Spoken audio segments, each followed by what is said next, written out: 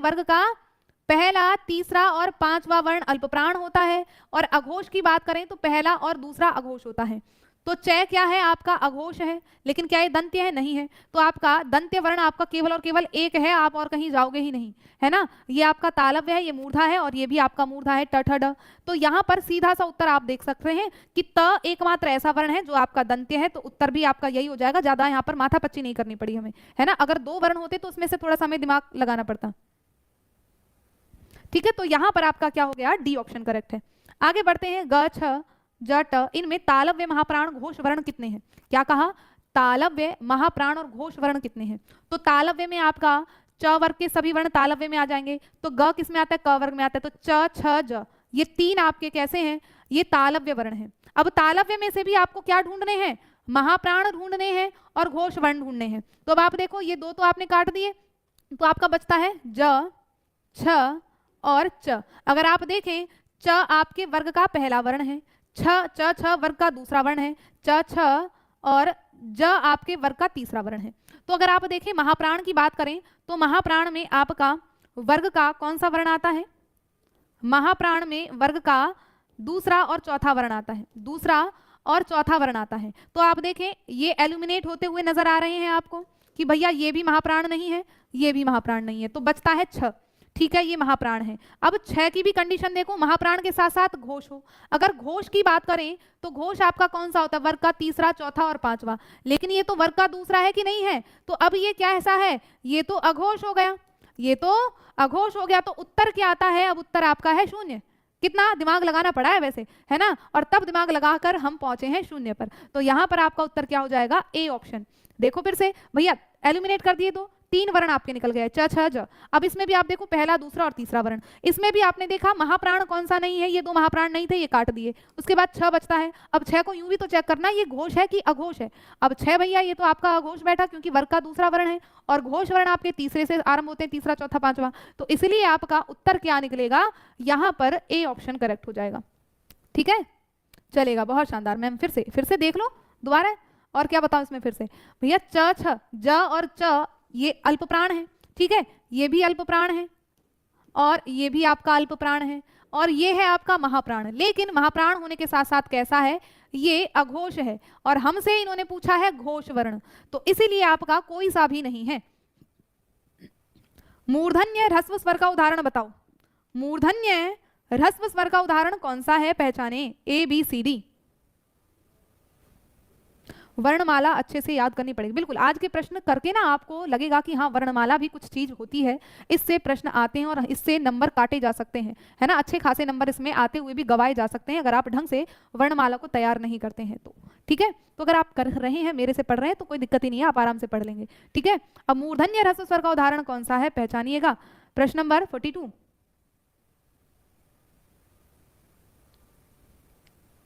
यहां पर आप जा रहे हैं सी ऑप्शन पर। बहुत शानदार, देखो ये भैया, ये मूर्धन्य कैसे है, ये तो ओष्ठ्य है कि नहीं है, ये तो ओष्ठ्य है। इन्होंने कहा मूर्धन्य, री नहीं है क्या तुम्हारा, ऋतु रसाणाम मूर्धा, री जो है इसका उच्चारण स्थान मूर्धा से होता है। अभी कल मैं आपको उच्चारण स्थान वगैरह पढ़ाऊंगी बैच में, तब आपको और ज्यादा अच्छे से क्लियर होगा, है ना। कल बैच की क्लास पढ़ने के बाद इस क्लास को एक बार दोबारा देख जाना। अभी तो तुम्हें थोड़ा सा कठिन लग रहा होगा, है ना, जो आप बैच वाले बच्चे हैं, थोड़ा सा कठिन लग रहा हो, क्योंकि ये चीजें मैंने अभी बैच में नहीं पढ़ाई हैं। कल मैं बैच में पढ़ाऊंगी, और पढ़ने के बाद दोबारा से जब आप क्लास देखोगे तब तुम्हें आनंद ही आ जाएगा प्रश्नों को करने में। ठीक है, तो यहाँ पर आपका री कैसा है, ये मूर्धन्य है और ह्रस्व स्वर है। हम मूल ह्रस्व स्वर की बात करते हैं तो कितने हैं, ए, ई, उ और री, ये चार हमारे मूल ह्रस्व स्वर के अंतर्गत आते हैं। ठीक है, आगे बढ़िएगा। क वर्ग में घोष व्यंजन वर्ण कितने हैं, बताइएगा जल्दी। क वर्ग में घोष व्यंजन वर्ण कितने हैं,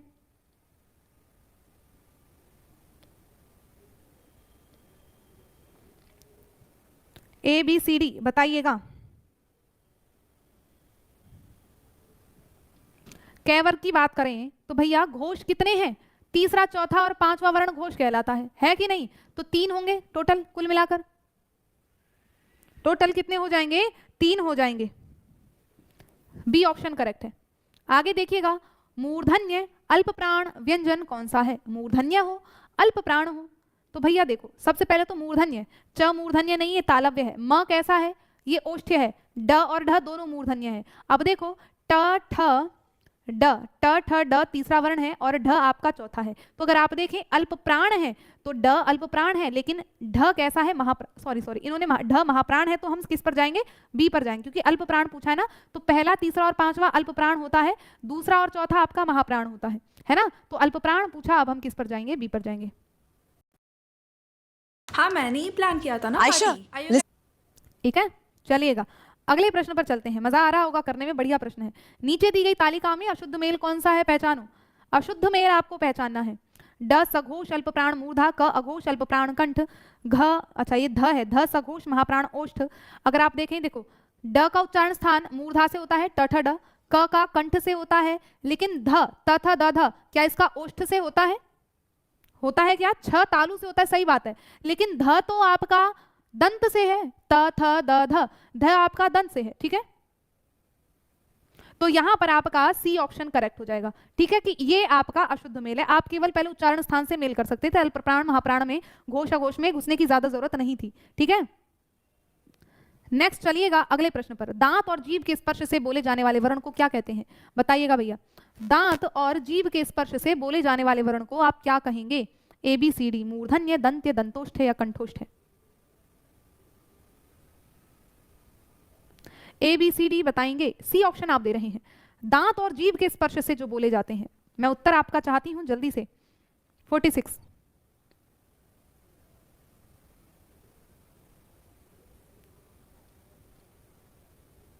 सी ऑप्शन आप दे रहे हैं सभी, रूमी, रोशन, बी पर भी है, ए पर भी है। अच्छा सी ऑप्शन है दंतोष्ठ है ना। क्या कहा, दांत और जीभ से देखो दांत से और जीभ से तुम उच्चारण कर रहे हो, तो उनको दंतोष्ठ कैसे कह सकते हो। ओष्ठ का मतलब ये तो दांत और ओष्ठ से उच्चारण हो रहा है, तो वो आपका दंतोष्ठ हो जाएगा। वो केवल दंत है भैया, तुम केवल दंत्य वर्ण जो है उनको केवल दांत से थोड़ी बोलोगे। तुम दांत बजाओ, ऐसा लगेगा जैसे ठंड में कांप रहे हो, है ना। तो दांत से बोलने का मतलब आपकी जिह्वा जब दांतों को स्पर्श करती है तो उनको दंत्य कहा जाता है ना। तो जो दांत और होठ का प्रयोग किया जाता है वो दंतोष्ठ है। दांत और जीभ का, है ना, प्रश्न वही है, बस थोड़ा सा घुमा के शब्दों में घुमा दिया आपको कि दांत और जीभ का प्रयोग करके जब बोला जाता है तो वो दंत्य ही होता है। यहां पर आपकी जिह्वा दांतों को स्पर्श करती है, ठीक है, जिह्वा आपके दांतों को स्पर्श करती है, इसलिए आपका बी ऑप्शन करेक्ट है। ओके चलेगा। नेक्स्ट, निम्न में से कौन सा शब्द प्रयत्न और उच्चारण के आधार पर व्यंजन का वर्गीकरण नहीं है। प्रयत्न और उच्चारण के आधार पर व्यंजन का वर्गीकरण नहीं है। उत्क्षिप्त, पार्श्विक, सघोष और ऊष्म, बताइएगा। प्रयत्न और उच्चारण के आधार पर व्यंजन का वर्गीकरण नहीं है, ए बी सी डी पहचानो।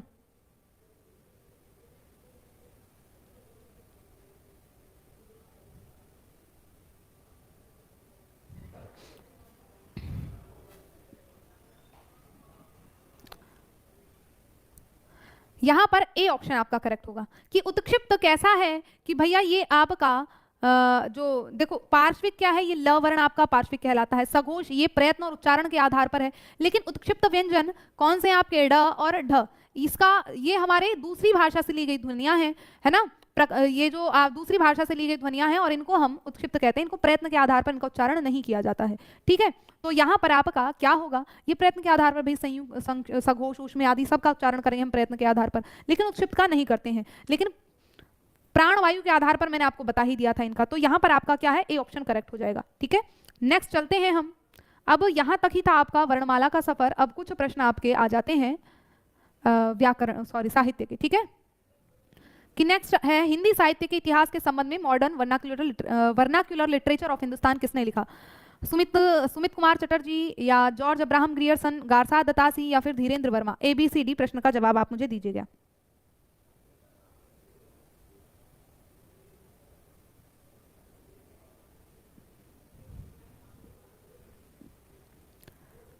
यहां पर आप दे रहे हैं बी ऑप्शन, बहुत शानदार। कौन है, जॉर्ज अब्राहम ग्रियर्सन। देखो जॉर्ज अब्राहम ग्रियर्सन ये एक अंग्रेजी विद्वान थे। तो ये जो पुस्तक है इनकी, ये किस भाषा में थी, ये अंग्रेजी भाषा में थी। और याद रखना एक प्रश्न ये बनता है कि हिंदी का साहित्य सर्वप्रथम कालक्रम के अनुसार या कालक्रम की दृष्टि से सर्वप्रथम हिंदी का जो साहित्य लिखने का प्रयास किया तो वो आपका जॉर्ज अब्राहम ग्रियर्सन ने अपनी इस पुस्तक में किया। तो कालक्रमानुसार,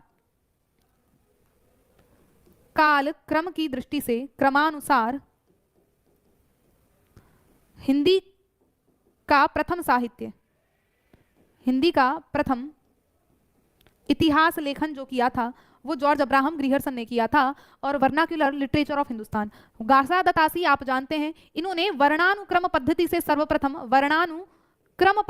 सर्वप्रथम हिंदी साहित्य का इतिहास लिखा। देखो अगर आता है हिंदी साहित्य का सबसे पहले इतिहास लेखन किसने शुरू किया, ये चीजें मैं आपको धीरे धीरे जब हम साहित्य पढ़ेंगे ना तो वहां पर और जब डिटेल में हम चीजों को पढ़ेंगे तो आपको और मजा आएगा कि देखो गासा दतासी पहले फ्रेंच विद्वान थे, है ना, फ्रांस के थे, भारतीय नहीं थे, तो ये फ्रांस के थे। इन्होंने सर्वप्रथम हिंदी का साहित्य लिखने का प्रयास किया और वो वर्णानुक्रम पद्धति से किया, और इनके बाद आपके जॉर्ज अब्राहम ग्रियर्सन ने जिन्होंने कालक्रम के अनुसार किया, तो किसी हिंदी विद्वान ने भी नहीं लिखा। और इनको गासा दतासी को अनुकरण करते हुए फिर हमारे विभिन्न भारतीय विद्वानों ने क्या है हिंदी साहित्य के इतिहास लिखने का लेखन का प्रयास किया था। तो यहाँ पर अगर आते हैं वर्णानुक्रम पद्धति से सर्वप्रथम किसने लिखा, गासा दतासी, और ओवरऑल सभी पद्धतियों में सबसे पहले किसने लिखा, गासा दतासी। लेकिन यहाँ पर इन्होंने पूरा नाम पूछा है तो यहाँ पर हम जॉर्ज अब्राहम ग्रियर्सन की बात करेंगे, ठीक है।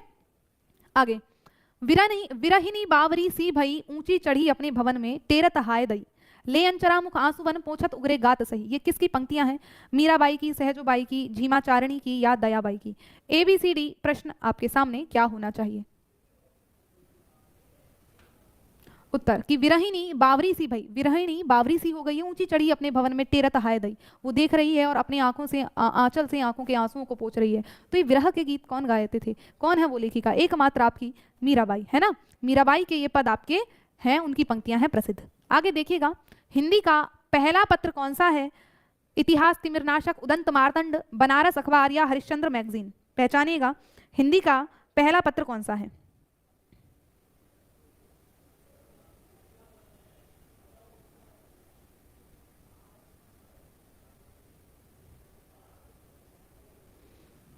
हिंदी का पहला पत्र कौन सा है, बी ऑप्शन, वेरी गुड। क्या है, उदंत मार्तंड। ये कहां से प्रकाशित हुआ था, ये कलकत्ता से प्रकाशित हुआ था। कहां से हुआ था, कलकत्ता से। और कब हुआ था, 30 मई 1826 में, 1826 में। और इसी दिन को हम क्या है विश्व अखबार दिवस के रूप में हम मनाते भी हैं 30 मई को, ठीक है। तो उदंत मार्तंड ये हिंदी का पहला पत्र है। और ये कैसा पत्र था, ये एक साप्ताहिक पत्रिका थी। कैसी थी, ये एक साप्ताहिक पत्रिका थी आपकी उदंत मार्तंड, ठीक है। साप्ताहिक पत्र था, 30 मई 1826 को ये आरंभ हुआ कलकत्ता से, ठीक है। नेक्स्ट, गुड़िया भीतर गुड़िया के रचनाकार कौन है, पहचानिएगा।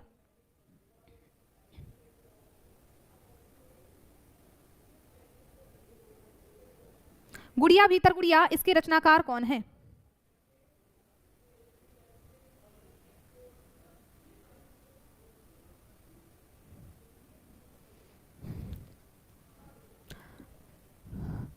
फिफ्टी 51 का आप दे रहे हैं ए, बहुत शानदार। देखो गुड़िया भीतर गुड़िया ये क्या है, ये एक आत्मकथा है किसकी, मैत्रेयी पुष्पा की, है ना। मैत्रेयी पुष्पा इनकी आत्मकथा है, और आत्मकथा का जो दूसरा भाग है उसका नाम गुड़िया भीतर गुड़िया है। इन्होंने अपनी आत्मकथा 2 भागों में लिखी, ठीक है। तो जो पहला भाग है उसका नाम है कस्तूरी कुंडल बसे। इसी की आत्मकथा का पहला भाग है कस्तूरी कुंडल बसे, कुंडल बसे, ये इनकी पहली आत्मकथा है। और इसी का दूसरा भाग है गुड़िया भीतर गुड़िया, ठीक है। और एक और है आपकी प्रभा खेतान, जिनकी एक आत्मकथा प्रसिद्ध है अन्या से अनन्या। अन्या से अनन्या ये प्रभा खेतान की आत्मकथा है, ठीक है। अन्या से अनन्या ये प्रभा खेतान की क्या है, आत्मकथा है।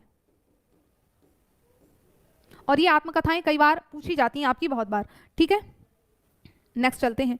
100 अजान एक सुजान के रचनाकार का नाम है बालकृष्ण भट्ट, बद्री नारायण चौधरी या बाल मुकुंद गुप्त या फिर सरदार पूर्ण सिंह। 100 अजान एक सुजान, इसके रचनाकार का नाम क्या है।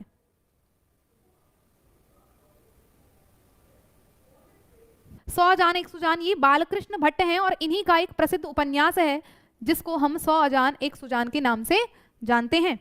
नेक्स्ट आप देखिए, गोस्वामी तुलसीदास का निधन वाराणसी के किस घाट पर हुआ था, 80 घाट पर, दशाश्वमेध घाट पर, राम घाट पर या फिर आपका मणिकर्णिका घाट पर। पहचानिएगा गोस्वामी तुलसीदास का निधन कहां पर हुआ था।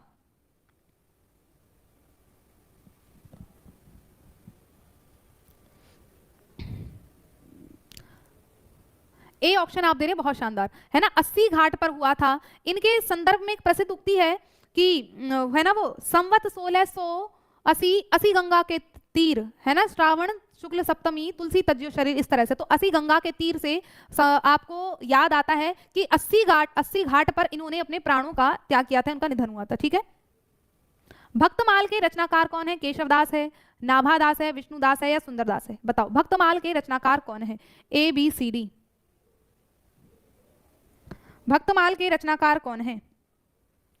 तो भक्तमाल के रचना 55 का सी दे रहे हैं, बिल्कुल है ना। ये रामचंद्र शुक्ल जी का निबंध संग्रह है, इसमें इनके सभी निबंध संग्रहित हैं। ठीक है, आगे देखते हैं। काशी नागरी प्रचारिणी सभा की स्थापना किस वर्ष हुई? बहुत ही महत्वपूर्ण और कॉमन प्रश्न आपसे पूछ लिया गया कि काशी नागरी प्रचारिणी सभा की स्थापना कब हुई?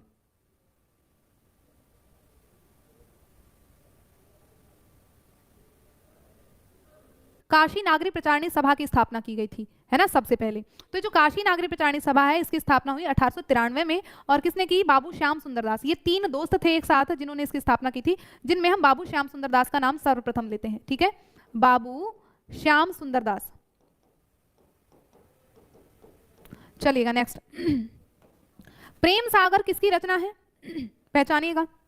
देखो प्रेम सागर उसी समय में जब हमारी काशी नागरी प्रचारिणी सभा की स्थापना हुई थी, तो उस समय के दौरान क्या है आपका फोर्ट विलियम कॉलेज की भी स्थापना हुई। हिंदी के प्रचार प्रसार में फोर्ट विलियम कॉलेज का बहुत बड़ा योगदान है। अगर आप हिंदी साहित्य पढ़ रहे और फोर्ट विलियम कॉलेज नहीं पढ़ा तो कुछ नहीं पढ़ा। तो उसमें आपके मुंशी लाल, सदा सुखलाल, लल्लू लाल मिश्र, इन्होंने बहुत महत्वपूर्ण भूमिका निभाई थी हिंदी भाषा के प्रचार प्रसार के लिए। तो इसमें अब ये जो प्रेम सागर है ये इनमें से किसी एक की रचना है 57। तो यहाँ पर जो प्रेम सागर है ये किसकी रचना है? तो ये आपके लल्लू लाल, ये फोर्ट विलियम कॉलेज में ही एक प्रोफेसर के पद पर इन्होंने कार्य किया था। ठीक है, फोर्ट विलियम कॉलेज में।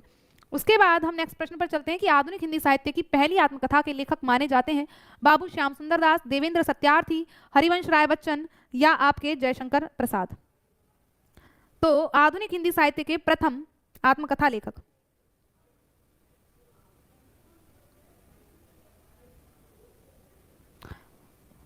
आधुनिक हिंदी साहित्य की पहली आत्मकथा किसने लिखी?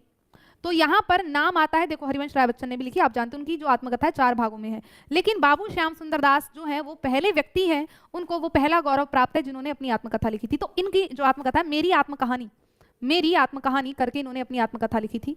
ठीक है, बाबू श्याम सुंदरदास ने। तो यहां पर आपका ए ऑप्शन करेक्ट हो जाता है। ठीक है, नेक्स्ट प्रश्न देखिएगा। किस कवि को कवियों का कवि कहा जाता है? बहुत शानदार प्रश्न है, जवाब दीजिएगा जल्दी से कि किस कवि को कवियों का कवि कहा जाता है? A B C D. तो यहां पर कवियों के कवि के रूप में हम जानते हैं शमशेर बहादुर सिंह, है ना। शमशेर बहादुर सिंह को हम क्या कहते हैं? हम इनको कवियों का कवि के नाम से स्वीकार करते हैं। ठीक है, आगे देखिएगा। प्रश्न नंबर 60। दशरथ सुत तिहु लोक बखाना, राम नाम का मरम है आना। ये किस रचनाकार की पंक्तियां हैं? तुलसीदास की, कबीर की, केशवदास की या सूरदास की? अंतिम प्रश्न है, जवाब दीजिएगा बढ़िया से कि दशरथ सुत तिहु लोक बखाना ये पंक्तियां किसकी हैं?